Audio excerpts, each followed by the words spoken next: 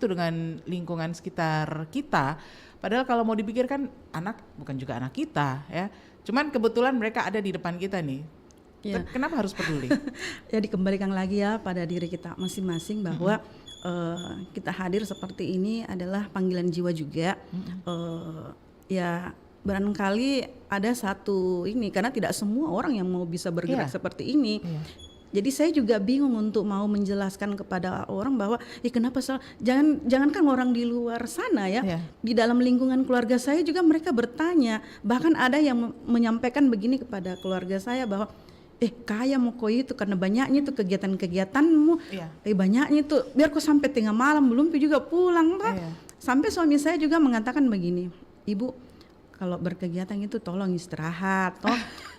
Digaji kita toh begitu. Saya bilang tidak ada gajinya, cuma ikhlas toh, karena kenapa ya, satu kebanggaan juga bagi kita ini atau saya pribadi ini bahwa ketika menyelesaikan atau mendampingi orang itu dan selesai masalahnya itu luar biasa bagi saya. Dan saya berharap bahwa ketika kita melakukan sesuatu atau hal yang baik untuk orang lain, insya Allah ada-ada saja itu rezeki kita. Seperti itu. Jadi simpel saja, jalani saja. Ya mungkin ini adalah takdir yang diberikan sama Allah sama kita.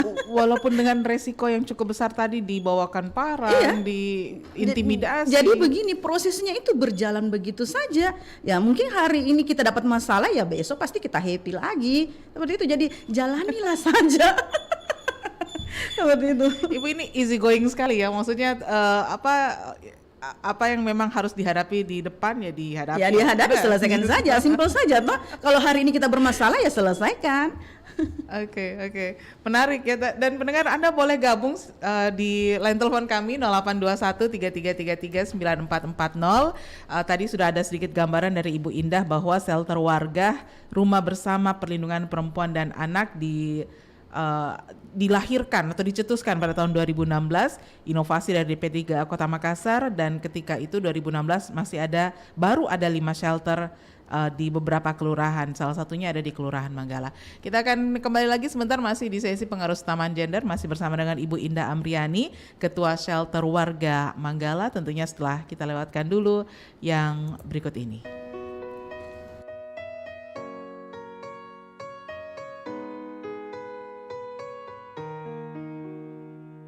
Kau bisa berkata padaku dan tutupi semua perasaan. Ku tahu hatimu terluka saat tahu kita kan berpisah. Tenanglah sayang, aku pergi untuk kembali.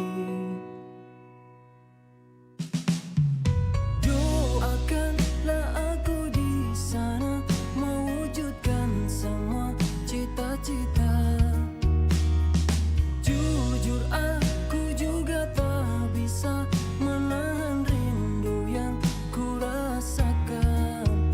Tenanglah sayang, aku pergi untuk kembali. Sabarlah sayang, esok kita bersama lagi. Jangan kau ragukan cinta ini, walau kita tak bersama. Esok kan tiba saatnya untuk kita bersama. Kan selalu ku jaga cinta kita, walau kau jauh di sana. Dalam hatiku dirimu, semangat hidupku. Dira, berapa kali harus mama bilang jangan main gelas? Iya maaf Mak. Dira, mobil papa jadi lecet ini kan? Kamu memang nakal ya. Maaf Pak Dira nggak sengaja.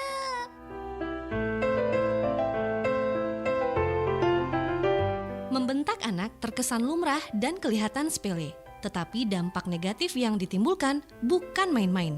Selamatkan mental mereka dengan lebih bersabar.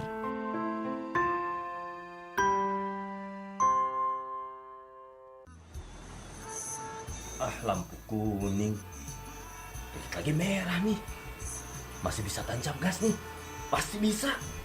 Gaspol.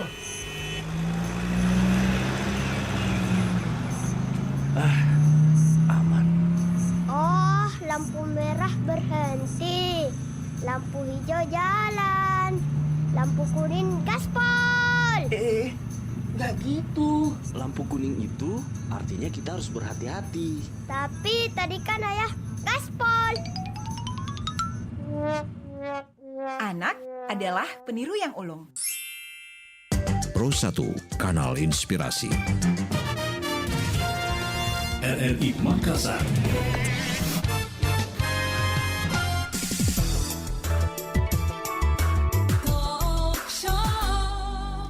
Baik pendengar, masih di sesi pengarus utama gender Lintas Makassar siang. Saya juga masih bersama dengan Ibu Indah Amriani, Ketua Shelter Warga Manggala. Bu Indah, kita undang pendengar dulu ya di 0821 3333 9440. Bisa kirim pesan WhatsApp juga di nomor yang sama. Ada pertanyaan dari pesan WhatsApp ini Bu Indah, ada Ibu Kiki di Makassar ya, yang menanyakan kalau mau membuat shelter warga itu apa saja persyaratannya dan apakah juga harus menyediakan tempat sebagai sebagai tempat koordinasi, rapat dan seterusnya ya. Baik, bisa diberikan pencerahan sedikit Bu Indah, silakan. Terima kasih Bu Kiki. Jadi begini, shelter warga itu dibentuk oleh kelurahan ya. Jadi masing-masing kelurahan yang mengusulkan ke DP3A bahwa misalnya di lokasi ini taruhlah di wilayah Kelurahan Manggala misalnya belum ada shelter warganya di situ. Nah, itu bisa koordinasi dengan pihak kelurahan. Nanti pihak kelurahan yang istilahnya mengkoordinasikan ke DP3A untuk menyampaikan bahwa di lokasi ini perlu dibuatkan shelter warga. Barangkali di wilayah itu rentang dengan kekerasan atau apa seperti itu. Terus kalau masalah tempat, nanti itu ketika sudah terbentuk, karena kemarin saya berada di Kelurahan Maricaya Baru, itu pembentukan shelter warga juga, itu masih sebatas sosialisasi, dan ketika selesai nanti itu baru pihak kelurahan merapatkan lagi dengan pihak misalnya tokoh masyarakat, misalnya dalam satu kelurahan ada berapa RW itu dikumpulkan tokoh masyarakat dengan tokoh agamanya, terus pemuda. Karena di dalam shelter warga itu ada strukturnya, ada 3 unit, sekarang sudah ada 4 unit ya. Pertama PATBM, Perlindungan Anak Terpadu berbasis masyarakat.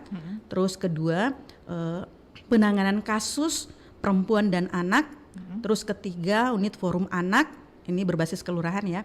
Terus keempat ada namanya Puspaga, Pusat Pembelajaran Keluarga. Itu. Jadi nanti setelah sudah koordinasi dengan pihak kelurahan dan sudah disetujui oleh DP3A, karena itu kan perlu penganggaran ya untuk pembuatan shelter warga. Jadi ketika misalnya Bu Kiki wilayahnya di bagian mana, ya silahkan koordinasikan kepada pihak kelurahan setempat seperti itu. Okay.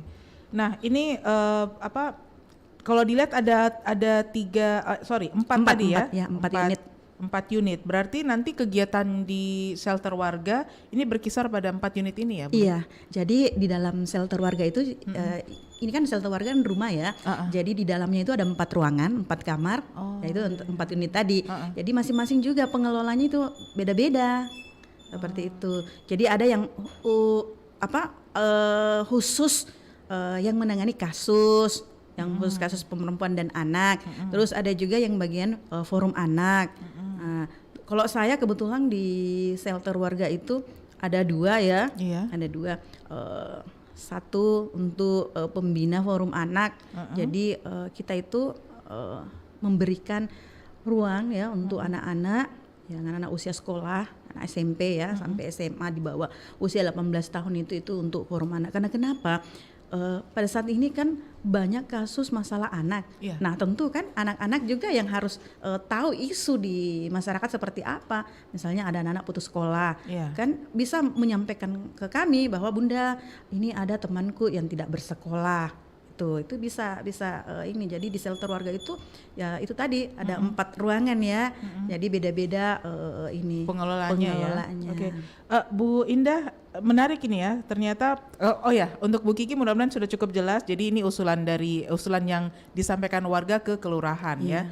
Jadi kalau bisa saya baca nih Bu Indah ya, berarti bukan DP3A yang menentukan bahwa di lingkungan ini banyak kasus kekerasan terhadap perempuan dan anak, kita buat di sana deh, enggak ya? Harus dulu dari pihak kelurahan inisiasi dari masyarakat ke kelurahan, dia harus baru melaporkan ke menyampaikan. kelurahannya dulu, nanti pihak kelurahan yang koordinasi dengan DP3A. Bu Indah, kira-kira sudah ada berapa shelter warga nih sampai saat ini di Sampai saat Kota ini Makassar? sudah 40 shelter warga di 15 kecamatan. 15 kecamatan sudah ada 40 ya. Oke, kita ada kurang lebih 24 atau 23 kecamatan ya se-Makassar ini. Jadi masih ada kecamatan yang belum terbentuk. Jadi ini masih ada dari kelurahan lain ya. Kemarin juga terakhir kemarin itu di Maricaya Baru itu saya kebetulan ada sedikit testimoni juga untuk teman-teman yang mau bergabung di tim shelter warga, karena orang pasti bingung tuh apa ini shelter warga, kita enggak tahu. Saya juga bingung.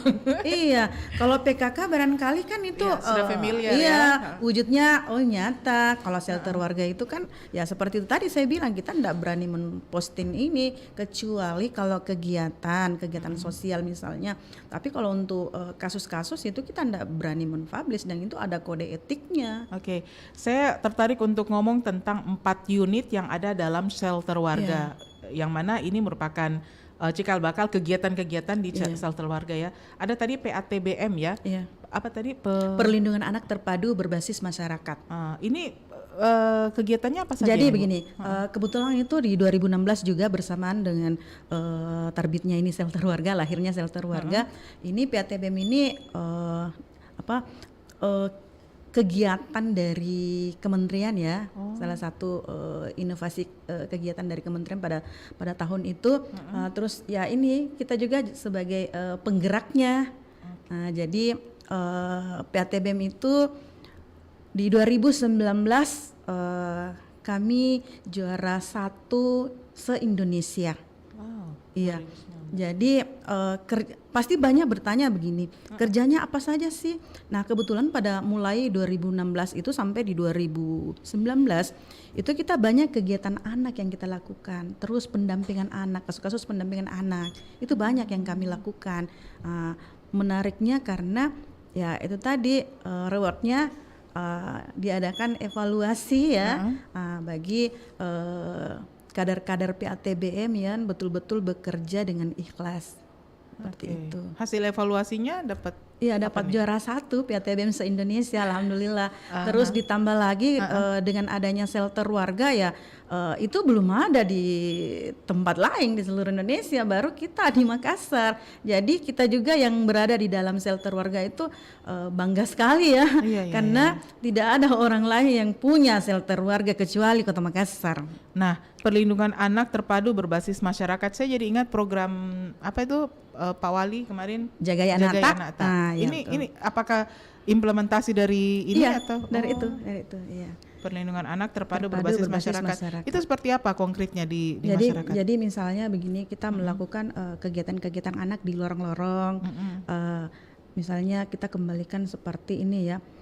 Dulu kan kita masih kecil ini suka main dende-dende. Nah, sedangkan sekarang ini zamannya HP, game-game online misalnya, itu yang kita terapkan di masyarakat, dan alhamdulillah luar biasa anak-anak tertarik dengan kegiatan-kegiatan seperti itu. Jadi ini menjauhkan mereka juga dari kebebasan informasi, keterbukaan informasi yang ada saat ini ya. Bukan membebaskan tapi setidaknya mengurangi. Oke, karena kabarnya gara-gara terlalu terbuka informasi sekarang, anak-anak banyak yang cepat dewasa dan dalam tanda petik cepat rusak gitu ya. Belum dewasa tapi mendewasakan dirinya. Apalagi melihat kasus-kasus anak yang sekarang, waduh, luar biasa ya. Jadi PATBM itu juga hadir khusus ruangannya, karena kenapa di shelter warga itu kalau kita berbicara masalah PATBM itu kan khusus anak, mau dia anak laki-laki, mau dia anak perempuan, mau dia anak kaya, miskin, itu non diskriminasi. Iya, jadi tapi tadi kita bilang apa-apa saja yang dilakukan ya. Itu banyak sekali kegiatan anak-anak yang sekarang ini, misalnya sekarang kan ada kayak lorong wisata. Nah, itu kita buatkan kegiatan-kegiatan di lorong anak-anak. Oke. Apa beda dari PATBM dengan forum anak? Karena kan ada unit forum anak juga ya di shelter.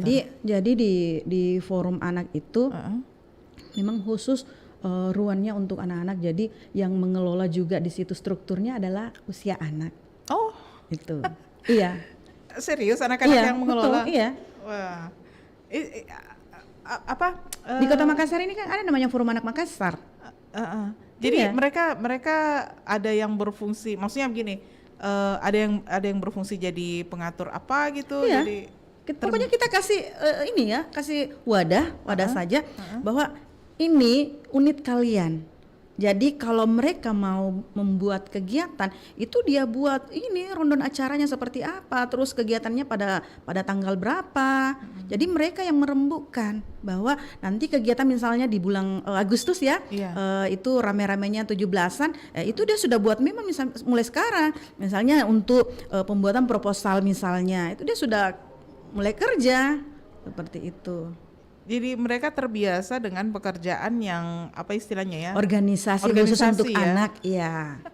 Keren ini ya. Jadi anak-anak mengorganisir kegiatannya sendiri, mengkonsep sendiri dan mengeksekusi sendiri ya. Jadi kita sebagai bunda-bundanya ini hanya melihat ya, istilahnya mendampingi mereka. Oh, misalnya kalau kegiatannya positif harus begini. Kalau misalnya ada yang salah ya kita tambahkan begitu. Oke. Kegiatan apa saja yang sudah pernah dihelat oleh forum anak? Oke, kebetulan di wilayah saya itu karena ini juara 1 loh. Juara 1 PATBM-nya ya. Kemarin itu kita buatkan semacam edukasi permainan stop kekerasan pada anak. Ada namanya ular tangga ya, ular tangga kekerasan pada anak. Itu ada permainannya itu di situ bagaimana itu gambar-gambar stop kekerasan itu di situ yang kita sampaikan bahwa dilarang seperti ini, ada begini seperti itu. Jadi tapi dalam bentuk permainan ular tangga gitu ya? Iya, ada juga yang namanya permainan games ya. Jadi kegiatan-kegiatan itu sebenarnya sudah dischedule-kan, misalnya di wilayah ini kalian mau buat apa? Misalnya untuk kita ada namanya taman baca ya. Oh ya. Nah, itu kita kayaknya sudah lama ya kita nggak lihat orang membaca. Iya, kan kebanyakan di HP ya. Iya. Ya, jadi biasa itu ada namanya Ahad Ceria, itu programnya anak forum saya. Jadi pekan pertama misalnya di bulan Juli itu sudah dijadwalkan. Misalnya ada taman bermain di Kelurahan Manggala misalnya di Baruga. Nah, itu anak-anak kumpul di sana. Kakak-kakaknya ceritanya yang ada di dalam forum ini kan. Nah, dia yang memberikan permainan apa saja yang untuk adik-adik ini. Ada juga yang menyiapkan buku-buku untuk baca-baca begitu. Oh ya, ngomong tentang buku, itu kan ada perpustakaan. Iya, perpustakaan. Iya. Jadi kami itu di shelter warga itu masing-masing memiliki pustaka. Ada pustaka istilahnya berarti pustaka berjalan ya. Jadi setiap ada kegiatan-kegiatan itu kita tebarkan, maksudnya silahkan ada dibuatkan memang satu tempat yang mau membaca ya silahkan. Jadi ada berbagai macam buku-buku. Oke, ini kayaknya aktif sekali nih warga di Manggala ini ya. Jadi ya alhamdulillah sampai saat ini masih berkegiatan dan menjaga namanya juara 1 harus tetap dipertahankan. Iya. Kemudian tadi selain unit PATBM ada forum anak, kemudian ada apa tadi? Puspaga. Ada Puspaga dan sebelumnya ada kasus penanganan kasus perempuan dan ya, anak. Perempuan dan itu anak. Gimana di unit yang penanganan kasus? Jadi itu? sebenarnya hampir-hampir sama ya. Cuma itu kan semua di dalam 4 unit itu tidak bersamaan semua kegiatannya. Ya. Jadi yang sering yang kami hadapi adalah yang penanganan kasus perempuan dan anak. Nah, itu ya itu tadi maksudnya ketika ada korban ya kita bawa ke shelter. Kalau dia ringan ya mari kita selesaikan sama-sama. Tapi kalau dia berat, oke kita buat rujukan ke UPTD. Oh, jadi diberikan ke level yang lebih tinggi lagi ya penanganannya. Karena ini kan semua ada prosesnya ya, ada format-format yang harus ditulis secara tertulis. Jadi kita juga tidak asal mendampingi. Kita ada satu pencatatan juga, ada buku yang kami siapkan. Jadi semua tercatat, terkoordinasi dengan baik. Ini seberapa sering sebetulnya dilakukan pelatihan untuk pengembangan SDM yang ada di shelter? Sebenarnya begini ya, ada namanya rapat koordinasi per triwulan. Oh iya. Jadi nanti di rapat per triwulan itu, di situ baru kita dikasih lagi peningkatan kapasitas. Atau barangkali ada, ini kan kalau di Puspaga itu lebih banyak konseling begitu. Kalau kami kan di shelter warga tidak semua yang memiliki ilmu konseling begitu ya. Jadi kita karena kita bukan psikolog ya. Betul. Jadi ada juga ilmunya itu. Oh berarti kalau untuk Puspaganya sendiri itu dihandle oleh mereka yang jadi, ahli gitu ya? Jadi ceritanya kalau di shelter warga kita hanya mendampingi. Misalnya dia butuh penguatan keluarga begitu, itu kan harus ada orang psikolog yang harus memang betul-betul menangani. Nah, kami hanya mendampingi. Misalnya ada si A, si ibu ini kacau dalam rumah tangganya misalnya, datanglah ke shelter mengadu, Bu saya ada begini. Oke, kami ini bukan orang bukan ahlinya, cuma ya dasarnya saja yang bisa kami sampaikan. Ya kami mengantar, merujuk, ada namanya rujukan ya ke Puspaga. Oke, Bu Indah, ini kalau kita lihat untuk penanganan kasus perempuan dan anak khususnya di shelter Manggala ini dari tahun 2016 sampai 2022 hari ini, apakah terjadi peningkatan penanganan kasus atau semakin turun nih? Kalau kita melihat dari grafik yang masuk ya, daftar kasus yang masuk itu sebenarnya naik turun. Oh, naik sesuai dengan istilahnya begini, sesuai dengan kalau zaman. waktu pandemi kemarin turun berarti ya? Karena kan itu sebenarnya tidak terlalu turun juga karena kenapa? Ini kan anak-anak di rumah ya, banyak yang bosan, itu banyak, hampir dalam 1 bulan itu kayaknya ada sampai 10 laporan yang masuk. Ini terkait masalah anak. Justru banyak sebenarnya karena kenapa? Dia kan boring toh, dia bosan, terus banyak hal-hal yang dia lakukan juga di rumahnya itu tanpa maksudnya ya dalam tanda kutip kita tidak, intinya begini, berbeda-beda permasalahan. Oke, namanya anak-anak pasti ada rasa ingin tahu, mau coba ini, coba itu, tapi berhubung karena orang dewasa mungkin di sekitarnya tidak terlalu aware ya, tidak terlalu waspada, akhirnya mungkin ada hal-hal yang melewati batas. Nah, Bu Indah, selain kalau Ibu Indah melihat bahwa ini kan naik turun nih kasus penanganan kasus untuk perempuan dan anak. Kalau misalnya terjadi kenaikan kasus itu, apakah menurut Ibu Indah ini karena masyarakat sudah paham bahwa gender itu tidak khususnya perempuan dan anak, karena memang dia kelompok rentan, jangan terus-terus menjadi bagian yang terintimidasi. Masyarakat mungkin sudah paham itu, makanya banyak kasus yang dilaporkan. Atau mungkin sebaliknya, memang masyarakat nggak peduli nih, ini perempuan dan anak memang kelompok rentan, ya udah biar mereka diintimidasi terus deh, kayak gitu. Kalau saya melihat sebenarnya bukan seperti itu ya, maksudnya untuk mau mengintimidasi. Banyak juga yang tidak paham sebenarnya. Ini kekerasan yang dilakukan sebenarnya dampaknya seperti apa ya itu maksudnya semua berproses, karena kenapa kita juga tidak bisa berbicara bahwa karena banyaknya aktivis misalnya pasti kurang masalah di masyarakat, tidak menjamin. Justru ya ada saja masyarakat ini yang mau dibuatkan menjadi kasus. Mungkin dipahami bersama itu. Iya. Berarti masyarakat dengan adanya istilahnya shelter warga ini, justru masyarakat itu sudah semakin paham.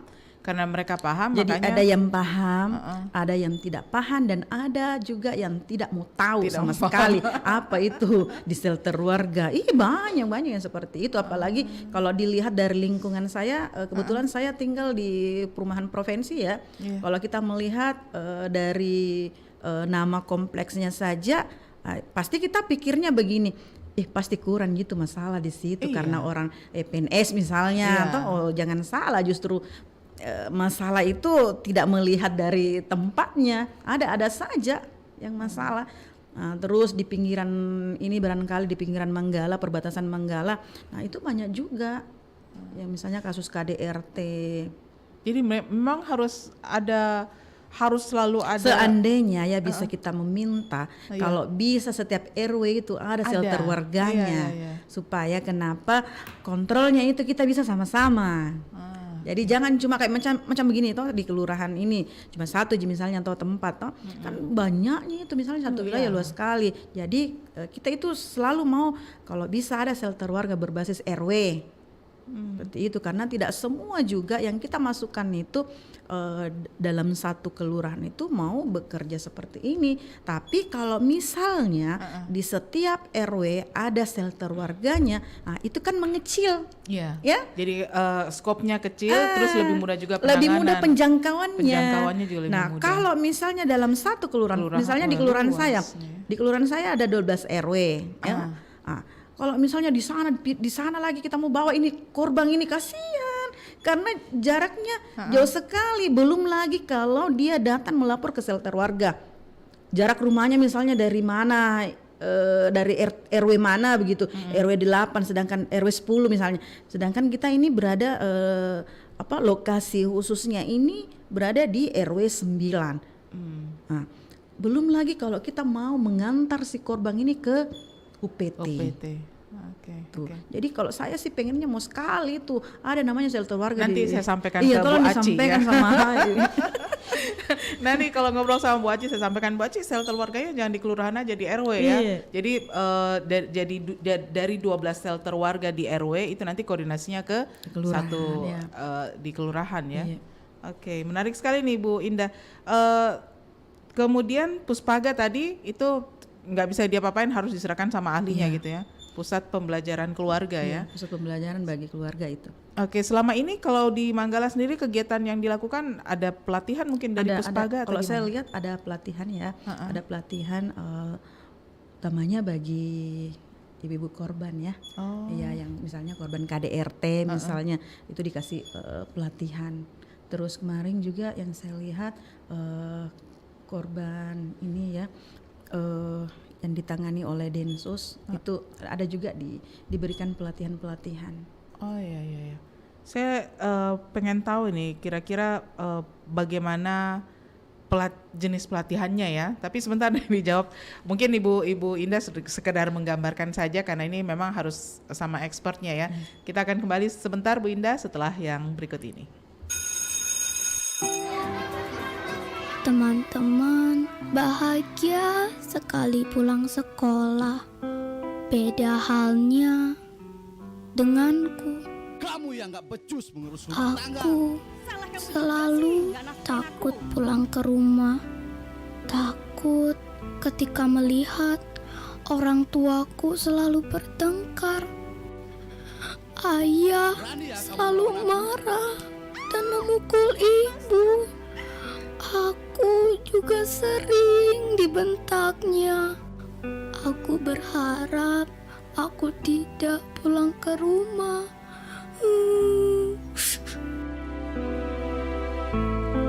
Stop kekerasan terhadap perempuan dan anak.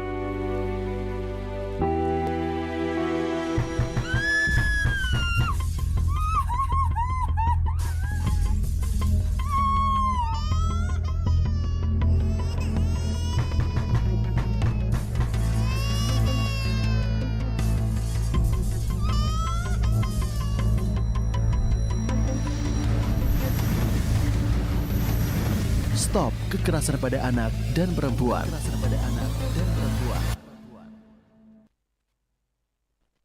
Pro 1 Kanal Inspirasi.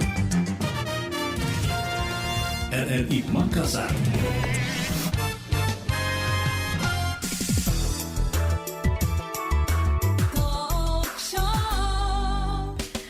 Baik pendengar, masih di sesi pengarus utama gender Lintas Makassar Siang, edisi hari ini hari Kamis 16 Juni 2022, masih bersama saya Melani Ahmad dan juga Ibu Indah Amriani, Ketua Shelter Warga di Kelurahan Manggala. Nah Bu Indah, tadi kita berhenti pada apa saja kegiatan dari Puspaga. Sebelum menjawab pertanyaan saya tadi, ini ada satu pertanyaan dari pesan WhatsApp, ada Ica di Makassar yang menanyakan tentang apakah ada pelatihan seperti yang dilakukan oleh ibu-ibu PKK seperti pelatihan membuat kue atau keterampilan untuk ibu-ibu agar bisa berpenghasilan. Oke, silakan Bu Indah. Ada kegiatan seperti itu nggak? Oke. Ibu Ica ya. Saya tidak tahu ini Ibu Ica apakah orang shelter warga atau ibu rumah tangga. Iya. Ya. Jadi kalau di shelter warga itu ya itu tadi karena ada 4 unit, masing-masing pelatihannya berbeda-beda. Oke. Iya, jadi kalau misalnya di Puspaga karena khusus untuk perempuan itu pelatihannya bisa seperti itu. Oh. Iya, jadi apa istilahnya UMKM-nya toh? UMKM. Iya.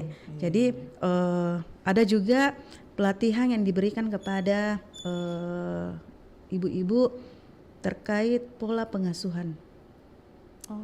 Iya, karena kenapa? Parenting gitu ya? Iya, parenting ya. Jadi harus diperbaiki pola asuh itu dari orang tua sendiri dulu. Iya. Ya, seperti itu. Itu setahu saya di Puspaga seperti itu. Jadi banyak edukasi. Nah ini tadi misalnya kalau dia ada bermasalah misalnya dalam keluarga, ya tadinya harus berbicara dengan psikolog. Terus kalau misalnya dia dalam keadaan ekonominya barangkali ini itu diikutkan dalam pelatihan-pelatihan yang ada dalam daftar kegiatannya DP3A. Oke. Jadi ini kayak one stop solution gitu ya, Iya. Satu tempat tapi dengan berbagai macam solusi di dalamnya berkaitan dengan perempuan dan Iya. anak.